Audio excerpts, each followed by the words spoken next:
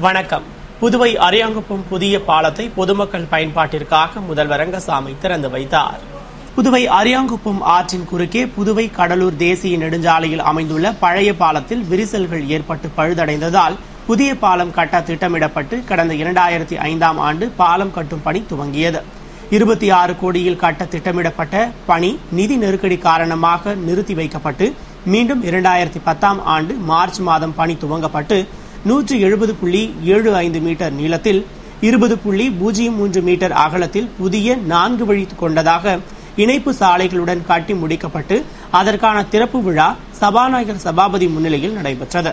அமைச்சர்கள் பன்னீர்செல்வம், தியாகராஜன், ராஜவேலு ஆகியோர் பங்கேற்ற விழாவில் சிறப்பு விருந்தினராக முதல்வர் ரங்கசாமி கலந்து கொண்டு விழாவிற்கு தலைமையேற்று போக்குவரத்திற்காக பாலத்தை திறந்து வைத்தார். இந்த பாலத்தை திறக்கப்பட்டதன் மூலம் புதுவை கடலூர் சாலையில் போக்குவரத்து சீராகும் என்று எதிர்பார்க்கப்படுகிறது. விழாவில் தலைமைச் செயலர் சேட்டன் வி ஷாங்கி, பொதுப்பணித்துறை செயலர் மீனா, தலைமை பொறியாளர் மனோகர், வாரிய தலைவர்கள் பாலன், ஞானசேகரன், சுரேஷ், வையாபுரி மணிகண்டன், மதி, பக்தவச்சலம், என்ஆர் காங்கிரஸ் பிரமுகர் பொன் ராஜேந்திரன் உள்பட ஏராளமானோர் கலந்து கொண்டனர். புதுவை அரசின் நிதி நிலையை சரி செய்து சரியான நேரத்தில் நலத்திட்டங்களை வழங்கி மாநிலம் முழு வளர்ச்சி பெறும் வகையில் தனது தலைமையிலான ஆட்சி அமையும் என்று முதல்வர் ரங்கசாமி தெரிவித்துள்ளார். புதுவை நெட்டப்பாக்கம் கொம்யூன் கரிக்கலாம்பாக்கம் கிராமத்தில் பாகூர் கரிக்கலாம்பாக்கம் சாலையில் மலட்டாற்றின் குறுக்கே 11 கோடியே 15 லட்சம் ரூபாய் மதிப்பீட்டில் புதிய மேம்பாலம் 72 மீட்டர் நீளமும் 12 to 15 மீட்டர் அகலமும் கொண்டதாக காட்டப்பட்டு அதற்கான திறப்பு விழா நலவழித்துறை அமைச்சர் ராஜவேலு முன்னிலையில் நடைபெற்றது. விழாவில் சிறப்பு விருந்தினராக முதல்வர் ரங்கசாமி கலந்து கொண்டு விழாவிற்கு தலைமையேற்று பொதுமக்கள் பயன்பாட்டிற்காக பாலத்தை திறந்து வைத்து பேசுகையில், பிரெஞ்சு ஆட்சியில் கட்டப்பட்ட அரியாங்குப்பம் பாலம் மற்றும் மலட்டாற்று பாலம் ஆகியவை மக்களை அச்சுறுத்தும் வகையில் இருந்ததை தொடர்ந்து தனது தலைமையிலான ஆட்சியில் புதிய பாலம் கட்ட அடிக்கல் நாட்டப்பட்டு பல்வேறு சிரமங்களுக்கு பின்னர் மீண்டும் தனது ஆட்சியிலேயே திறக்க வாய்ப்பு கிடைத்தது மகிழ்ச்சி அளிப்பதாக கூறினார். மேலும் புதுவையில் பல்வேறு பகுதிகளில் பிரெஞ்சு ஆட்சி காலத்தில் கட்டப்பட்டு பழுதடைந்துள்ள பாலங்களையும் பல்வேறு பகுதிகளை இணைக்கும் வகையில் புதிய பாலங்களையும் கட்ட திட்டமிடப்பட்டு அதற்கான பணிகள் நடைபெற்று வருவதாக தெரிவித்த அவர், புதுவை அரசு பொதுப்பணித்துறையும் உள்ளாட்சித்துறையும் இணைந்து புதுவை முழுவதும் உள்கட்டமைப்பை மேம்படுத்தும் பணிகளில் ஈடுபட்டுள்ளதாகவும் மேலும் சில பராமரிப்பு பணிகள் மேற்கொண்டுள்ளதன் மூலம் பொதுமக்களுக்கு சாலைகளில் சிரமம் ஏற்பட்டுள்ளதாகவும் அப்பணிகளை விரைந்து முடிக்க ஏற்பாடு செய்யப்பட்டுள்ளதாகவும் கூறினார். புதுவை அரசின் நிதிநிலை சரியில்லாத காரணத்தால் தான் திட்டங்களை நிறைவேற்ற காலதாமதம் ஏற்பட்டதாகவும் ஊதியம் கிடைக்குமா என்று அரசு ஊழியர்கள் எண்ணும் அளவிற்கு கூட நிலைமை ஏற்பட்டதாகவும் அதற்கு தனது அரசு காரணம் அல்ல என்றும், எனினும் இந்த நிதி நிலைமையை சரி செய்து தேவையான நிதியை பெற்று சரியான நிர்வாகம் மூலம் அனைத்து திட்டங்களையும் சரியான நேரத்தில் வழங்க தேவையான நடவடிக்கையை எடுத்துள்ளதாகவும் கூறிய முதல்வர் ரங்கசாமி, புதுவை மாநிலம் ஒட்டுமொத்த வளர்ச்சி பெறும் வகையில் தனது தலைமையிலான அரசின் ஆட்சி அமையும் என்றும் கூறினார். புதுச்சேரி எங்கேயும் எதையும் துண்டா இருக்குது நம்ம போக முடியல அப்படின்னு சொல்ல முடியாது. எங்கேயும் இணைச்சு ஒவ்வொரு ஊரும் சென்று வர முடியும். அதே மாதிரி தான் மணலிப்பட்டு பாலம் மணலிப்பட்டு மூலம் தனியா இருந்தது, துண்டா இருந்தது. அந்த பகுதி ஒரு நாள் போகும்போது வெள்ளம் இருக்கும்போது எப்படி போகுங்கிட்ட மயிலம் போய் சுத்திட்டு வரும்னு சொன்னாங்க. உடனடியாக மதிப்பீடு செய்து அந்த பாலத்தை கட்டி இப்ப அதையும் திறக்க போறோம். இன்னும் கொஞ்சம் ஒரு 2-3 மாதத்திற்குள்ளாக அந்த பாலத்தையும் திறக்க போறோம். இப்படி புதுச்சேரியில வளர்ச்சிக்கு ஏற்ப புதுச்சேரி மக்களுடைய வசதிக்கு ஏற்ப எளிதாக எங்கேயும் செல்லக்கூடிய நிலையில் நம்முடைய பொதுப்பணித்துறையானது எங்கெங்கெல்லாம் அந்த பாலங்கள் அமைக்க முடியுமோ அதற்குரிய நடவடிக்கை எடுத்து அமைத்துக் கொண்டு 1,12,000 ரூபாய் நம்முடைய தனிநபர் வருமானம். அந்த தனிநபர் வருமானத்திலே நிலையிலே வளர்ச்சிக்கு ஏற்ப புதுச்சேரியிலேயே நம்முடைய எல்லா வசதியும் செய்து கொடுக்க வேண்டியது அரசுடைய கடமை. உள்கட்டமைப்பை மேம்படுத்துவது அரசுடைய கடமை. அதற்கான நிதியை ஒதுக்கி பொதுப்பணித்துறை, உள்ளாட்சித்துறை இவையெல்லாம் இணைந்து புதுச்சேரி மாநிலம் முழுவதும் உள்கட்டமைப்பினை மேம்படுத்துகின்ற பணியை இப்பொழுது செய்து கொண்டிருக்கின்றது. சில நேரத்தில் பணிகள் தொடர்ந்து போய் சிரமமா தான் இருக்கும். இப்போ ஒரு பாதாள சாக்கடை கொண்டு வந்திருக்கிறோம். இப்போ நாங்கள் பணி நடந்துட்டு இருக்குது. எங்க பார்த்தாலும் தோண்டி வச்சிருக்கோம், பள்ளமா இருக்குதுன்னு சொல்லுவாங்க. எப்படிங்க வழி இல்லைன்னு. சில நேரத்தில் சில பணிகளை மேம்பாட்டு பணிகள் நடக்கும்போது சில சிரமங்கள் இருக்கும். இருந்தாலும் விரைவாக அந்த பணிகளை முடிப்பதற்கு அரசானது நடவடிக்கை எடுத்து வருகின்றது. எல்லா பணியும் விரைவிலேயே முடித்துவிடும். விழாவில் தலைமைச் செயலர் சேட்டன் வி ஷாங்கி, பொதுப்பணித்துறை செயலர் மீனா, தலைமை பொறியாளர் மனோகர், கண்காணிப்பு பொறியாளர் மாந்தையன் மற்றும் முக்கிய பிரமுகர்கள், ஊர் பொதுமக்கள் என ஏராளமானோர் பங்கேற்றனர். இந்த பாலம் கட்டப்பட்டதன் மூலம் அபிஷேகப்பாக்க ஏரிக்கு எளிய முறையில் நீர் கொண்டு செல்ல வழிவகை செய்யப்பட்டுள்ளது. புதுவை வில்லியனூர் காவல் நிலையம் சட்டவிரோதமாக செயல்படுவதாக கூறி பல்வேறு அரசியல் கட்சியினர் மற்றும் மனித உரிமை அமைப்பினர் காவல் நிலையத்தை முற்றுகையிட முயன்றதால் கைது செய்யப்பட்டனர்.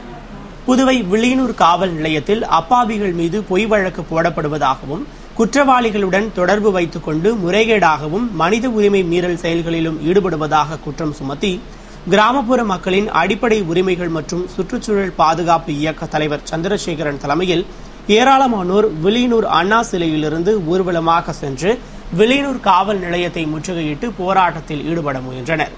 பாதிக்கப்பட்டவர்கள் புகார் அளிக்க தயாராக உள்ள நிலையில் புதுவை அரசும் காவல்துறையும் வில்லியனூர் காவல் நிலையத்தில் நடைபெற்றுள்ள அனைத்து முறைகேடுகளையும் கண்டறிய நீதி விசாரணைக்கு உத்தரவிட வேண்டும் என்றும், அதுவரை சம்பந்தப்பட்ட அதிகாரிகளையும் அவர்களுக்கு உடந்தையாக செயல்படும் காவலர்களையும் பணியிடை நீக்கம் செய்ய வலியுறுத்தி பல்வேறு அரசியல் கட்சிகள் மற்றும் சமூக இயக்கங்களின் நிர்வாகிகள் பேரணியாக சென்றபொழுது காவல் நிலையத்திற்கு முன்பே அவர்களை போலீசார் தடுத்து நிறுத்தினர்.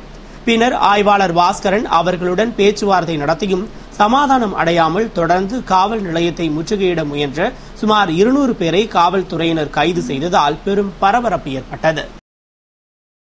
புதுவை தொழிலாளர் முன்னேற்ற சங்கத்தின் லிசே ஆட்டோ ஸ்டாண்ட் திறப்பு விழாவில் திராவிட முன்னேற்ற கழக மாநில அமைப்பாளர் MA சுப்பிரமணியன் பங்கேற்று ஆட்டோ சங்க பெயர் பலகையை திறந்து வைத்தார். புதுவை தொழிலாளர் முன்னேற்ற சங்கத்தின் லிசே ஆட்டோ ஸ்டாண்ட் திறப்பு விழா தொழிலாளர் முன்னேற்ற சங்க கவுன்சில் செயலாளர் பிராங்க்லின் பிரான்சுவா தலைமையில் கவுன்சில் தலைவர் அண்ணா அடைக்கலம், ஆட்டோ சங்க மாநில பொருளாளர் முருகன் ஆகியோர் முன்னிலையில் நடைபெற்றது. மாநில தலைவர் மிஷேல் வரவேற்று பேசிய விழாவில் சிறப்பு விருந்தினராக திராவிட முன்னேற்ற கழக மாநில அமைப்பாளர் MA சுப்பிரமணியன் பங்கேற்று ஆட்டோ சங்க பெயர் பலகையை திறந்து வைத்தார்.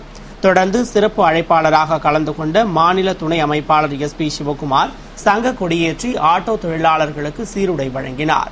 விழாவில் தொழிலாளர் முன்னேற்ற ஆட்டோ சங்க கௌரவ தலைவர் தட்டாஞ்சாவடி இளங்கோவன், சட்ட ஆலோசகர் வழக்கறிஞர் தாமு தமிழரசன் உள்பட ஆட்டோ சங்க மாநில நிர்வாகிகள் வாழ்த்துரை வழங்கிட நிறைவில் சூசைராஜ் நன்றி கூறினார். மின்கட்டண உயர்வை திரும்பப் பெற வலியுறுத்தி இந்திராநகர் தொகுதி காங்கிரஸ் கமிட்டி சார்பில் மேட்டுப்பாளையம் மின்துறை அலுவலகம் முன்பு இந்திராநகர் தொகுதி காங்கிரஸ் பொறுப்பாளர் AKD ஆறுமுகம் தலைமையில் ஆர்ப்பாட்டம் நடத்தப்பட்டது. புதுவை இந்திராநகர் தொகுதி காங்கிரஸ் கமிட்டி சார்பில் மேட்டுப்பாளையம் மின்துறை அலுவலகம் முன்பு மின்கட்டண உயர்வை திரும்பப் பெற வலியுறுத்தி போராட்டம் நடைபெற்றது.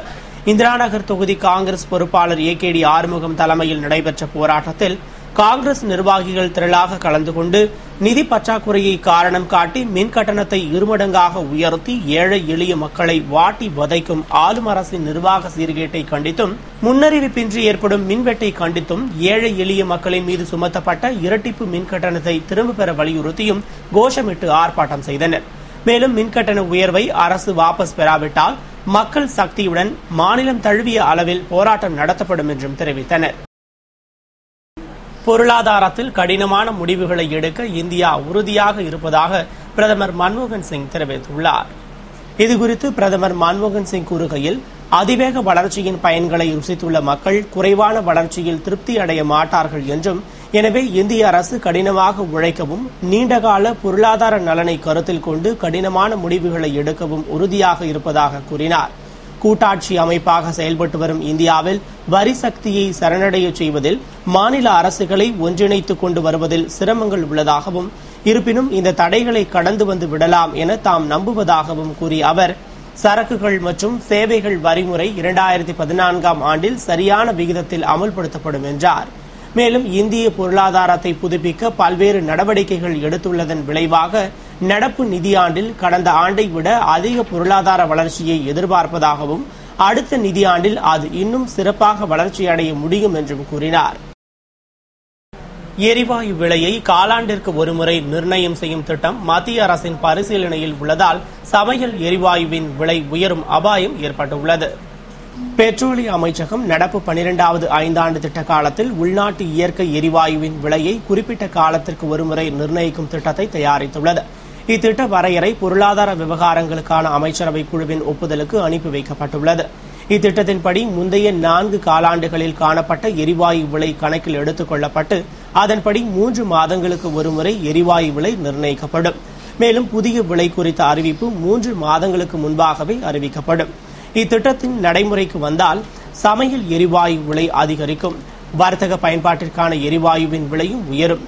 இதனால் உணவு போக்குவரத்து போன்றவற்றிற்கு மக்கள் செலவிடுவதும் அதிகரிக்கும். இது மட்டுமின்றி நாட்டின் பெரும்பாலான உர உற்பத்திக்கு எரிவாயு பயன்படுத்தப்படுவதால் எரிவாயு விலை உயர்வால் உரம் விலையும் அதிகரிக்கும். இது பல்வேறு பொருட்களின் விலை உயர்விற்கும் வழிவகுக்கும்.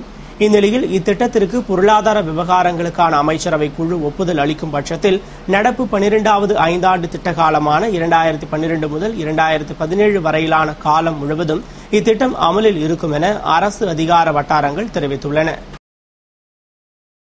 இத்துடன் செய்திகள் நிறைவடைந்தன. வணக்கம்.